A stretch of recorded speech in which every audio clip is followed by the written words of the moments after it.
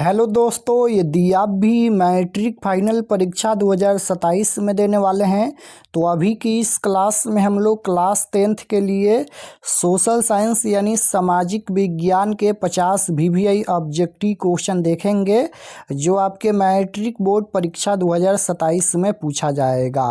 तो आप लोग इस क्लास में अंत तक बने रहिएगा।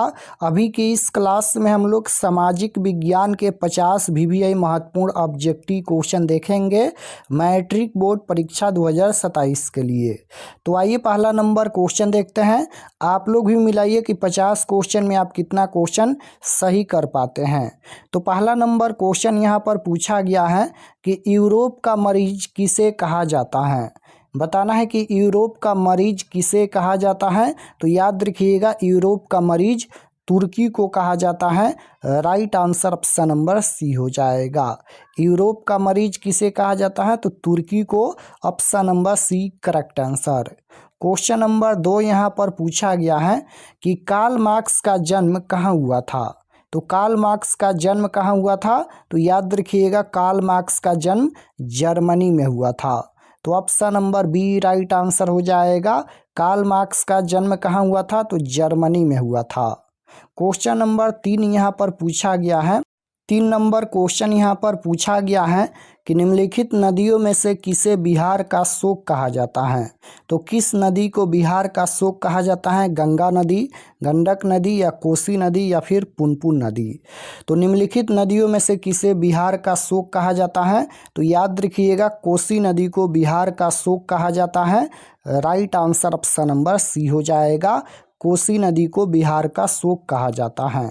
क्वेश्चन नंबर 4 यहाँ पर पूछा गया है कि सिखों के 10वें और अंतिम गुरु, सिखों के 10वें गुरु और अंतिम गुरु कौन थे तो गुरु गोविंद सिंह थे। तो गुरु गोविंद सिंह जी का जन्म किस नगर में हुआ था, बिहार के किस नगर में हुआ था तो पटना में हुआ था। Right answer option number C हो जाएगा। और याद रखिएगा, गुरु गोविंद सिंह ये सिखों के 10वें और अंतिम गुरु थे।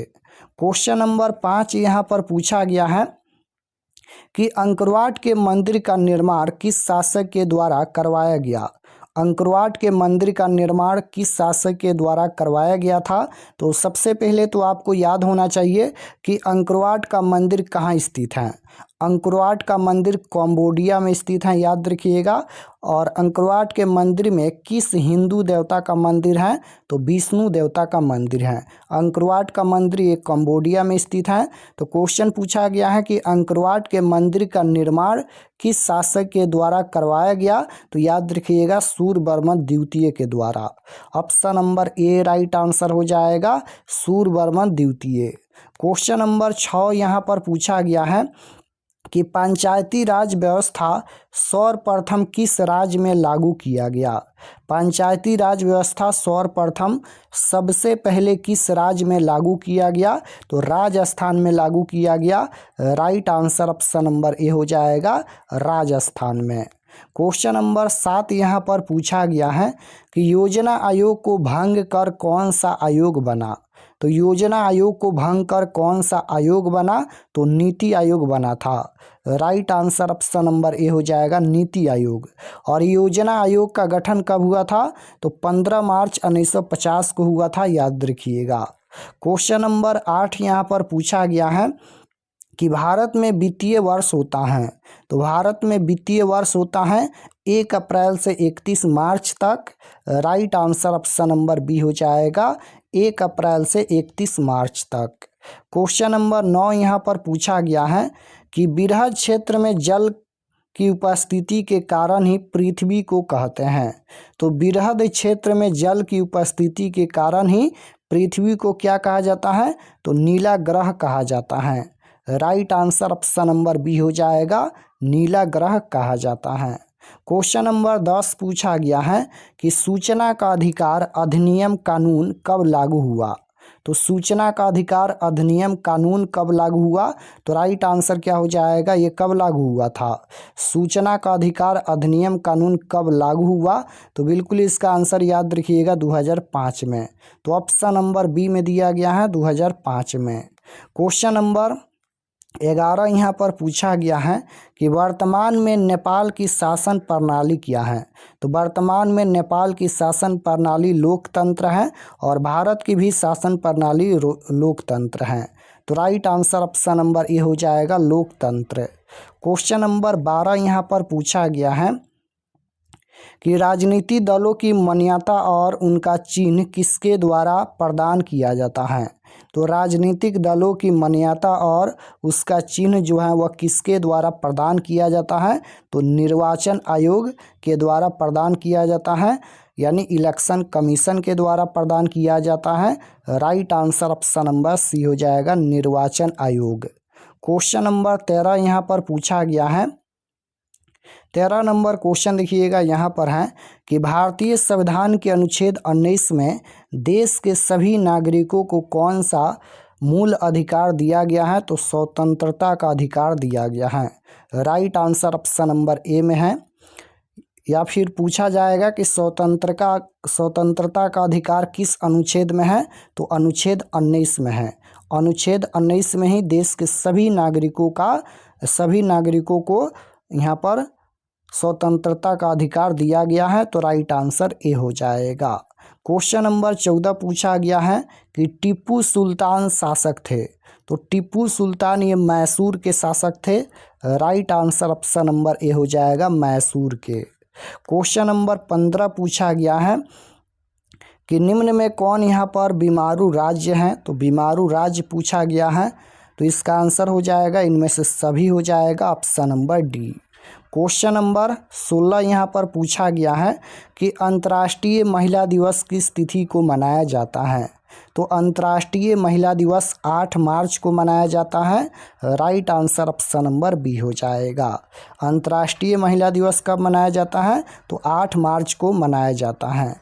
क्वेश्चन नंबर 17 पूछा गया है कि यूरेनियम का प्रमुख उत्पादक केंद्र कौन है। तो यूरेनियम का प्रमुख उत्पादक केंद्र कौन है। तो ये हो जाएगा Jaduguda option number D right answer. Question number 18 पूछा गया है सुनामी कहाँ आती है। सुनामी कहाँ आती है। तो सुनामी का प्रमुख कारण है समुद्र में भूकंप आना। तो सुनामी कहाँ आती है समुद्र में। सुनामी का प्रमुख कारण ही होता है समुद्र में भूकंप आना। तो right answer option number B हो जाएगा समुद्र। और सुनामी एक प्राकृतिक आपदा है।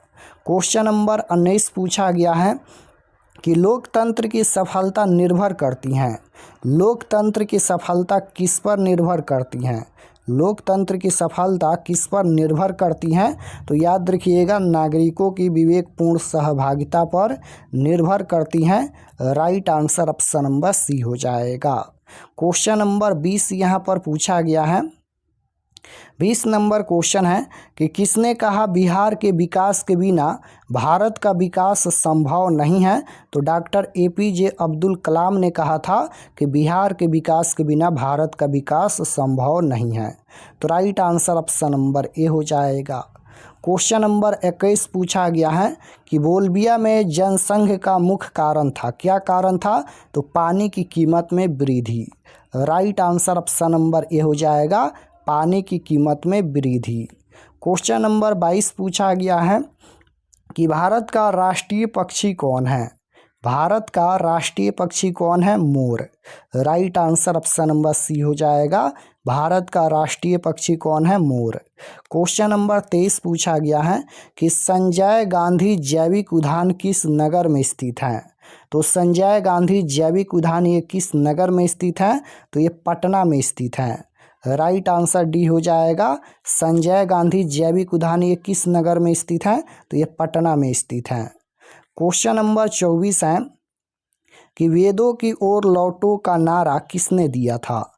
वेदों की ओर लौटो का नारा किसने दिया था। स्वामी दयानंद सरस्वती ने। Right answer option number C हो जाएगा वेदों की ओर लौटो का नारा किसने दिया था। तो स्वामी दयानंद सरस्वती ने।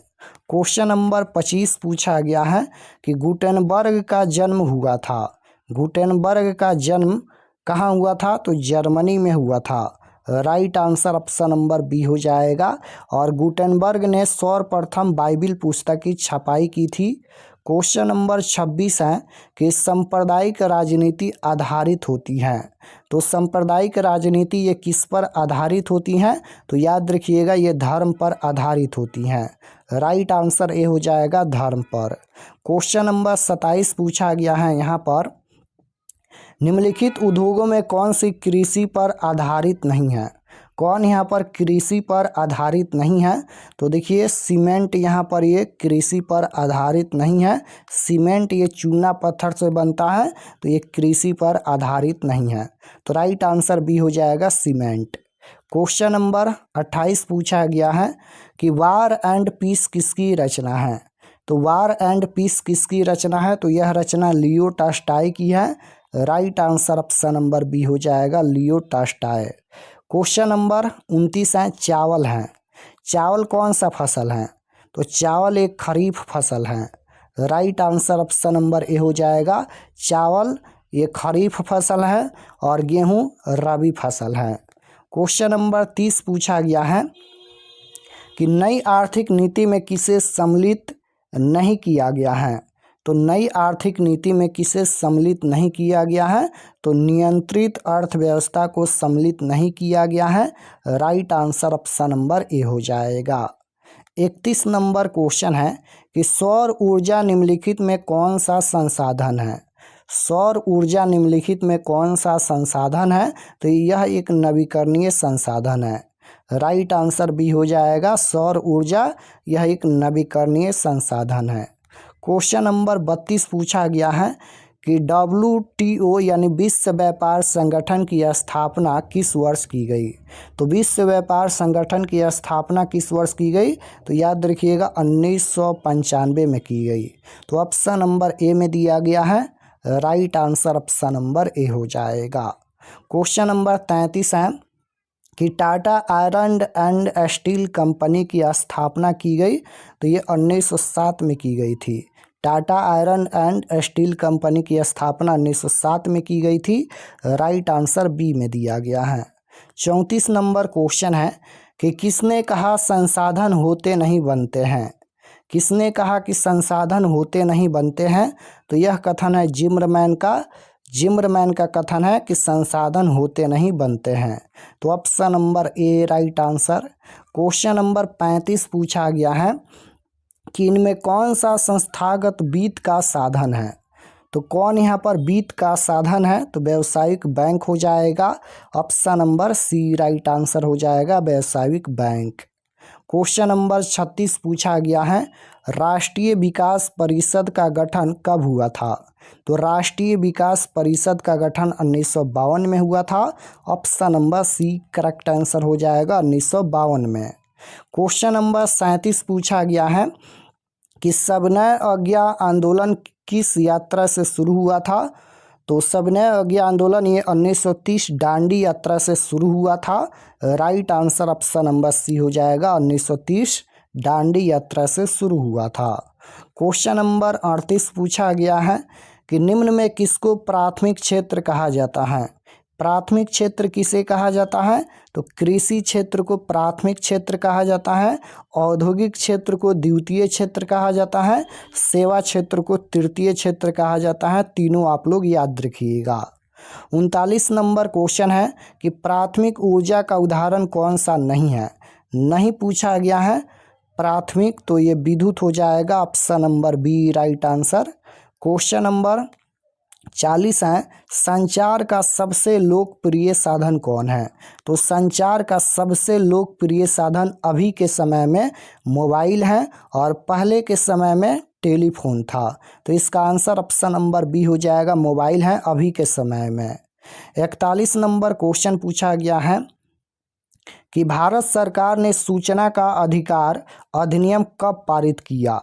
भारत सरकार ने सूचना का अधिकार अधिनियम कब पारित किया? तो 2005 में। राइट आंसर बी हो जाएगा 2005 में। क्वेश्चन नंबर 42 है यूरोप का मरीज किसे कहा जाता था? तो तुर्की को कहा जाता था। ऑप्शन नंबर ए में दिया गया है। 43 नंबर क्वेश्चन है कि बोल्शेविक क्रांति कब हुई? बोल्शेविक क्रांति कब हुई थी? तो बोल्शेविक क्रांति नवंबर 1917 में हुई थी। राइट आंसर यहाँ पर ये सी हो जाएगा नवंबर 1917 में बोल्शेविक क्रांति हुई थी। क्वेश्चन नंबर 44 है कि हिंद चीन पहुंचने वाले प्रथम व्यापारी कौन थे? तो हिंद चीन पहुंचने वाले प्रथम व्यापारी कौन थे? पुर्तगाली।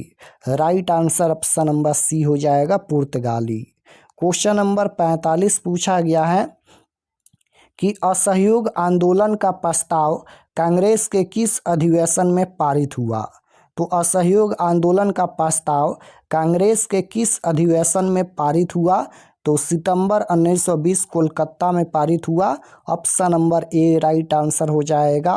क्वेश्चन नंबर 46 पूछा गया है कि राष्ट्रीय स्वयंसेवक संघ की स्थापना कब और किसने की? तो 1925 केबी हेडगेवार ने की। राइट आंसर बी हो जाएगा, 1925 केबी हेडगेवार। क्वेश्चन नंबर 47 पूछा गया है कि इंग्लैंड में सभी स्त्री एवं पुरुषों को वयस्क मताधिकार कब प्राप्त हुआ? तो 1918 में। Right answer option number C हो जाएगा, 1918 में। क्वेश्चन नंबर 48 पूछा गया है कि कौन सा सामाजिक वर्ग बुद्धिजीवी वर्ग के रूप में उभर कर आया? तो मध्यम वर्ग आप लोग याद रखिएगा। Option number D right answer हो जाएगा, मध्यम वर्ग। क्वेश्चन नंबर 49 पूछा गया है यहाँ पर कि प्राचीन काल में किस स्थल मार्ग से एशिया और यूरोप का व्यापार होता था? तो प्राचीन काल में किस स्थल मार्ग से एशिया और यूरोप का व्यापार होता था? तो याद रखिएगा, रेशम मार्ग से। Right answer option number B हो जाएगा, रेशम मार्ग से। क्वेश्चन नंबर 50 यहाँ पर पूछा गया है कि आर्थिक संकट के कारण यूरोप में कौन सी नई शासन प्रणाली का उदय हुआ? आर्थिक संकट के कारण यूरोप में कौन सी नई शासन प्रणाली का उदय हुआ? तो याद रखिएगा, फासीवादी नाजीवादी शासन का उदय हुआ। तो right answer option number C हो जाएगा। तो यहाँ पर हम लोग सामाजिक विज्ञान के 50 महत्वपूर्ण ऑब्जेक्टिव क्वेश्चन देखे हैं। आप लोग कमेंट में बताइए कि आपका कितना क्वेश्चन सही हुआ, और ये सभी प्रश्न को आप लोग ज़रूर याद कर लीजिएगा। तो मिलते हैं नेक्स्ट क्लास में। और अगर आप लोग चैनल पर नए होंगे तो चैनल को ज़रूर सब्सक्राइब कर लेना, ताकि आने वाले नेक्स्ट क्लास आपके पास ज़रूर पहुँचे। परीक्षा का समय कम बचा है, आप लोग सभी क्लास को ज़रूर ज्वाइन कीजिए, क्योंकि वैसे क्वेश्चन हम पढ़ाएंगे जो आपके परीक्षा में 100% पूछा जाएगा। तो आप लोग सभी क्लास को ज़रूर ज्वाइन कीजिए।